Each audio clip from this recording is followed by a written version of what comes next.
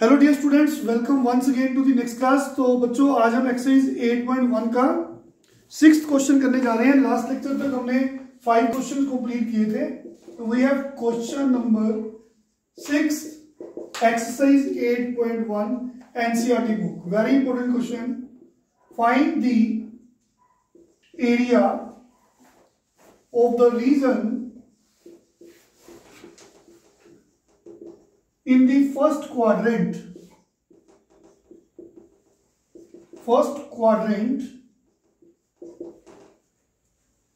enclosed by x-axis line x equal to under root 3y, line x equal to under root 3y, and circle x square plus y square equal to 4. Find area of the region in the first quadrant. हमें first quadrant में बात करनी है। Enclosed by x axis, x axis involve हो रही है, एक line involve हो रही है जिसकी इक्वेशन गिवन है x equal to under root 3y। तो यहां से हम y की वैल्यू लिख सकते हैं, अंडर रूट 3x के नीचे चला जाएगा, x ओवर अंडर रूट 3 उसको ऐसे लिख सकते हैं। तो याद करेंगे, दो तरह की स्ट्रेट लाइन होती है, एक ऐसी और एक ऐसी। तो जिसमें फॉर एग्जांपल जैसे ये y इक्वल टू mx है, ये type y equal to mx है, m होता है स्लोप ऑफ लाइन। ठीक है बच्चों, तो ये लाइन ओरिजिन से पास करती है, वो लाइन ऐसे बनती है, ये ओरिजिन है, जहां तो ये ऐसे पास करती है, जहां तो ऐसे ओरिजिन से पास करती है। आप अगर ड्रॉ भी करोगे ना तो देखोगे जहां तो लाइन ओरिजिन से ऐसे पास करेगी, फर्स्ट और थर्ड क्वाड्रेंट में रहेगी, जहां सेकंड एंड फोर्थ क्वाड्रेंट में रहेगी। तो अगर यहां पे m जो है जैसे 1/√3 है, अगर x का कोफिशिएंट जो m है अगर वो पॉजिटिव है तो फर्स्ट और थर्ड क्वाड्रेंट में लाइन लाई करती है। अगर यहाँ पे नेगेटिव है जैसे माइनस होता तो आपके पास सेकंड और फोर्थ क्वाड्रेंट होता है। रीजन स्लोप होता है tan थीटा पॉजिटिव होता है फर्स्ट और थर्ड क्वाड्रेंट में। This is the region. तो this is equation of line. अगर तो इसके साथ मान लो कुछ ऐसा होता लाइन में प्लस सम कांस्टेंट होता तो वो लाइन ओरिजिन से पास नहीं करनी थी। आप ड्रॉ कर सकते हो। क्लियर है वैसे? तो this is the equation of line passing through. क्योंकि हमें रफ स्केच चाहिए तो थोड़ी सी इंफॉर्मेशन चाहिए कि ये line y equal to mx type की है, तो ये लाइन हमेशा ओरिजिन से पास करती है। तो लाइन पासिंग थ्रू ओरिजिन, बस इतनी ही नॉलेज सफिशिएंट है। तो बच्चों ये लाइन की बात होगी। और हमारे पास एक क्वेश्चन में सर्कल गिवन है, ये वाला यहां पे लिखा है सर्कल। तो सर्कल क्या है? X square plus y square equal to 4 square. 4 square को आप 2 स्क्वायर लिख सकते हो। तो दिस इज व्हाट हमने ये 11th क्लास में सर्कल की इक्वेशन पढ़ी थी, x square plus y square equal to r square. तो ये कौन सा सर्कल होता है? जिसका सेंटर 0 0 होता है और रेडियस r होता है। तो इस केस में कहेंगे it is the equation of circle जिसका सेंटर जो है having centre at origin that is 0 0 and radius equal to 2। तो बच्चों हमने एरिया निकालना है इस रीजन का, उस पार्ट का जो फर्स्ट क्वाड्रेंट में हो, एक तो, दूसरा एक्स एक्सिस इन्वॉल्व हो, तीसरा लाइन के अंदर हो, सर्कल हो। तो बच्चों इसको हम बारी बारी समझेंगे। ये लाइन है y इक्वल टू mx की टाइप की, ये लाइन ओरिजिन से पास करती है। ये सर्कल की इक्वेशन है जिसका सेंटर 0 0 है और रेडियस 2 है। तो इसको ड्रॉ करेंगे। अब समझ आ गई सबको? तो बच्चों इसको मैं ड्रॉ कर रहा हूं, देखिए। तो ये देखिए, आप रफ स्केच बनाऊंगा इसका। ये x एक्सिस, ये y axis, this is point 0 0। तो पहले तो बच्चों मैंने सर्कल बना लिया। सर्कल का सेंटर है 0 0, अभी बताया मैंने। तो रेडियस है 2, तो ये सेंटर से सर्कल के किसी पार्ट को भी ज्वाइन कर दो वो रेडियस होता है। ये 2 है, ये डिस्टेंस भी 2 है, इसका नाम ए रख दिया, इसका नाम बी रख दिया। तो ए के कोऑर्डिनेट्स कितने बन गए 2,0, क्योंकि ये डिस्टेंस 2 है। एक्स एक्सिस में वाई कोऑर्डिनेट 0 होता है। तो जैसा मैंने बताया ये लाइन की इक्वेशन है जो ओरिजिन से पास कर रही है, तो ये ओ से पास करती फर्स्ट और थर्ड क्वाड्रेंट में लाइन आ रही है। इसकी इक्वेशन है y इक्वल टू x/√3। तो बच्चों रिक्वायर्ड एरिया इज व्हाट, जिसमें फर्स्ट क्वाड्रेंट में एरिया होना चाहिए। ठीक है, सर्कल लाइन और साथ में एक्स एक्सिस। अगर बोलता circle line and y axis first quadrant में, तो ये वाले एरिया की बात करता। इसने बोला कि circle line and x axis in the first quadrant. तो बच्चों कौन सा एरिया बाउंड हुआ, कौन सी जगह बनी, ये आपका शेडेड रीजन। समझ आ गया सबको? Area enclosed by circle first quadrant में। देखो सर्कल लाइन और एक्स एक्सिस के द्वारा जो एरिया बन रहा है वो शेडेड रीजन बन रहा है।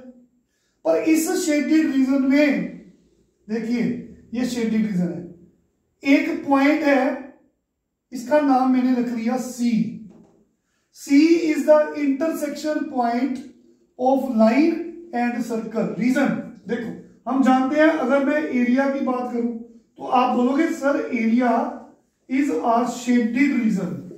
शेडेड रीजन कौन है, ये ओ, इसको शेड कर दो, ओ ए। शेडेड रीजन कौन सा है, ओ ए सी ओ, दिस इज द एरिया, ओ ए सी ओ। ठीक है, फिर आप बात करते हो एरिया निकालने का फॉर्मूला होता है वाई डी एक्स, यही फॉर्मूला होता है वाई डी एक्स, और यहां पे लिमिट्स आती है। अब वाई कौन सा लेना है इस शेडेड रीजन में, पर इस शेडेड रीजन में वाई स्ट्रेट लाइन का भी हो सकता है और वाई सर्कल का भी हो सकता है। तो बच्चों अगर शेडेड रीजन में दो फंक्शंस हैं, दो लाइंस हो सकती हैं, दो कर्व्स हो सकते हैं, दो सर्कल्स हो सकते हैं, जहां एक लाइन एक सर्कल भी हो सकता है, लाइक इन दिस क्वेश्चन। सो अगर शेडेड रीजन में वाई की बात करें तो वाई क्या है, combination of line and circle. तो कौन सा लेना है, उसके लिए मैं उसके पॉइंट ऑफ इंटरसेक्शन पे गया, सी पॉइंट पे, वहां से एक परपेंडिकुलर फेंक लेना है। समझ आया सबको? तो यहां से एक परपेंडिकुलर फेंक दो। ओके, तो shaded region is now divided into two parts.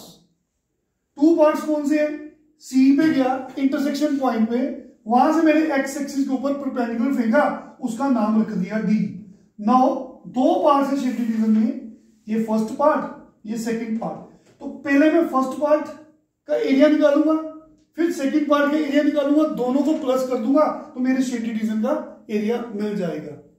ऐसा क्यों किया आपको क्लियर हो गया, मैंने बता दिया, क्योंकि फंक्शन का फार्मूला, एरिया का फार्मूला वाई डी एक्स होता है। तो वाई यहाँ पे दो फंक्शंस हैं, ये देखिए इतने पोर्शन में, ये लाइन के लेफ्ट में जो ट्रायंगल नजर आ रहा है, ये फर्स्ट पार्ट एरिया, ये सेकंड पार्ट वाला एरिया, तो दोनों का प्लस करेंगे तो हमारा आंसर आएगा। तो हम क्या लिखेंगे, required area is shaded region, now it is divided in two parts, area O D C O, O D C O, ये वाला एरिया, प्लस एरिया ये सेकंड पार्ट, कौन सा एरिया है, डी ए सी टी, ऐसे लिख सकते हैं, ये वाला एरिया प्लस ये वाला एरिया। समझ आया सबको? तो बच्चों एरिया का फॉर्मूला होता है इंटेग्रल y मल्टीप्लाई dx, और इस पार्ट में y कौन सा आ रहा है, स्ट्रेट लाइन का। अगर इस पार्ट की बात करूं, ट्रायंगुलर पार्ट की, तो इस एरिया में, इस पार्ट में y लाइन का इन्वॉल्व हो रहा है। अगर इस पार्ट की बात करूं तो बच्चों y आपके पास नजर आ रहा है कि सर्कल का है। तो इस पार्ट में y मिल गया लाइन का, और इस पार्ट में सर्कल का y है, लेकिन लिमिट्स चाहिए। तो लिमिट्स मतलब x की वैल्यूज, क्योंकि dx है, तो वो निकालने के लिए firstly I need to find the coordinates of c। वो कैसे मिलेगा c, हमें ये लाइन और सर्कल की इक्वेशन को साइमल्टेनियसली सोल्व करना पड़ेगा। रीजन पॉइंट ऑफ इंटरसेक्शन कैसे मिलता है, दोनों को साइमल्टेनियसली सोल्व करके। तो देखेंगे फॉर फाइंडिंग द सी जा डी, ठीक है, for C coordinates of C solve equation of line, वो कौन सी है, ये वाली, एंड सर्कल की इक्वेशन, क्योंकि C is the intersection point of ऐसे इंटरसेक्शन पॉइंट। तो वो कैसे मिलता है, दोनों को साइमल्टेनियसली सोल्व करके, ऐसे 4 है ना ये। तो सोल्व करने के लिए सब्स्टिट्यूशन मेथड, यहां पे y की वैल्यू यहां पुट कर देंगे, y square 1/√3 square 1/3 x square equal to 4, LCM लिया 3 + 1 4/3 x स्क्वायर, क्रॉस मल्टीप्लाई करेंगे तो x square equal to 12/4 that is 3। तो x की वैल्यू ±√3 ये मिल जाएगी। तो बच्चों दोनों को सोल्व किया, x की वैल्यू मिल गई साइमल्टेनियसली, y की वैल्यू यहां पुट की, x की वैल्यू मिल गई ±√3। फिर x की वैल्यू मैंने यहां पुट की, अगर x की जगह पे आप ±√3 पुट करते हो तो एक अंडर कर जाएगा, दोनों कर जाएंगे, तो y की जगह पे आ जाएगा +-1। तो देखिए c के कोऑर्डिनेट्स कितने मिले, x की जगह पे +-√3, y की जगह पे +-1, बिकॉज ये फर्स्ट क्वाड्रेंट है तो मैंने दोनों ही प्लस के लिए। तो इसका मतलब क्या है, ये एब्सिसा होता है, ये पहला कोऑर्डिनेट एब्सिसा होता है, एब्सिसा। तो एब्सिसा कौन सा होता है, ये ओडी डिस्टेंस। तो d के कोऑर्डिनेट्स, तो d के कोऑर्डिनेट्स आ गए √3, 0। d के कोऑर्डिनेट्स एब्सिसा ले लिया √3, तो ये डिस्टेंस √3 है, तो y कोऑर्डिनेट 0 क्योंकि x एक्सिस है। तो बच्चों देखो, तो हमने फ्रॉम ये वाली इक्वेशन को स्टोर कर लो आप 1, तो इक्वेशन नंबर 1 में जाकर इंटीग्रल सोल्व करेंगे। देखें, तो देखो from equation number 1, from equation number 1 required area is area ODCO, ये वाला एरिया। तो ये वाले एरिया में जो x की रेंज है, x इतने पार्ट में x की मिनिमम वैल्यू ये 0 0 है, तो x की वैल्यू 0 है मिनिमम वैल्यू, और d पे जाओ x की वैल्यू 3 है, ये लोअर और अपर लिमिट बन गई। तो इस पार्ट में y कितना है, 1/√3x, तो ये बन जाएगा। अब सेकंड पार्ट में जाओ, सेकंड पार्ट में d से a तक जाना है, तो d के मिनिमम वैल्यू √3 है और मैक्सिमम वैल्यू बच्चों 2 है। तो इस पार्ट में सर्कल में से y की वैल्यू निकालेंगे, सर्कल में से √4 - x स्क्वायर, तो 4 को आप 2 स्क्वायर भी लिख सकते हो। सिंपली इंटीग्रल सोल्व करोगे, you will get the answer. समझ आ गया सबको? तो बच्चों फटाफट इसको सोल्व करते हैं। तो 1/√3 बाहर चला गया, x का इंटीग्रल x²/2 ये बन जाएगा। तो बच्चों √a² - x² का formula x/2 into same plus a²/2 sine inverse x/a, like this. समझ आया सबको? तो ये 2 बाहर चल जाएगा, x की जगह पे upper limit √3² is 3, lower limit put की 0। तो यहां पे x/2 लिमिट्स, ये बाउंड्रीज इसके साथ अलग लिख दी बच्चों। तो 4/2 इज 2, तो यहां पे अलग से लिख दी। तो बच्चों ये 3 को √3 2 बार लिख सकते हैं, एक √3 कट जाएगा, ये बन जाएगा। तो अपर लिमिट पुट की 2/2 1, 2² - 2² 0, अपर लिमिट पुट की तो 0 माइनस लोअर लिमिट पुट की √3/2, 2² 4 - 3, 1 का √1। आप सिंप्लीफाई करके देखोगे तो ये पार्ट का आंसर ये बन जाएगा। फिर यहां पे 2, x की जगह पे अपर लिमिट 2/2 1, x की जगह पे लोअर लिमिट √3/2। तो फाइनली ये देखिए बच्चों, ये कैंसिल हो जाएगा। तो 2 sine inverse 1 is π/2 and this is π/3। Sine 60 की वैल्यू √3/2 होती है। ओपन दी ब्रैकेट्स, 2 से 2 कट गया, 2 इसके साथ गया, एलसीएम लिया, we get the answer π/3 square units. बच्चों वेरी इंपॉर्टेंट क्वेश्चन लिख के देखना है। तो आज इस तरह के सम बाकी ट्राई करेंगे आप। Thank you very much, take care.